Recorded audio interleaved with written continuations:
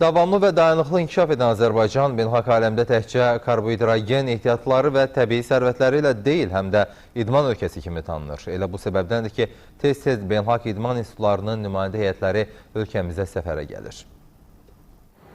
Bu dəfə Azərbaycan Golf Federasiyasının dəvəti ilə Beynəlxalq Avropa turunun rəhbər heyəti ölkəmizə gəlib. Nümayəndə heyətin rəhbəri Niçk Tarrad ölkəmizdə bir neçə günlük səfəri müddətində idmanın golf növünün inkişafı və perspektiv planlarla tanış olub. Azərbaycan Golf Federasiyasının vitse-prezidenti Elnur Abdullayev qonağa məlumat verib ki, ötən dövr ərzində Quba rayonunda keçmiş SSR məkanının ən böyük golf klubunun açılışı olub. Respublika prezidentinin iştirakı ilə açılan golf sahəsinin ümumi ərazisi 92 hektardan artıqdır. Bundan əlavə, ötən ilin oktyabrında Azərbaycan Golf Federasiyasının inzibati binası istifadəyə verilib. Bu idman növünün dayanıqlı inkişafı üçün Golf Akademiyası təsis edilib və bu idman akademiyası hazırda uğurla fəaliyyətini davam etdirir. Hazırda ciddi məşq və təlimlər keçirən federasiyanın əsas hədəfi 2016-cı ildə yay olimpiya oyunlarına lisenziya qazanmaqdır.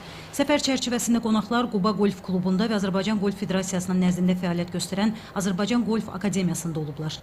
Mən səfər çərçivəsində istər Qubada, istərsə də Bakıda görülən işlərlə yaxından tanış oldum. Doğrudan da yaradılmış şərait dünya standartlarına və beynəlxalq yarışların keçirilməsinə tam cavab verir. Bu işdə dövlətin, şəxsən ölkə başçısının qayğısı açıq-aydın hiss edilir. Bu isə özlüyündə böyük hadisədir.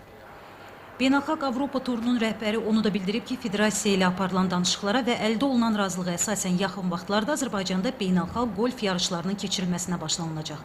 Surxay Atakişiyev, Elçin Tağıyev, Nailə Babayeva xəbərlər.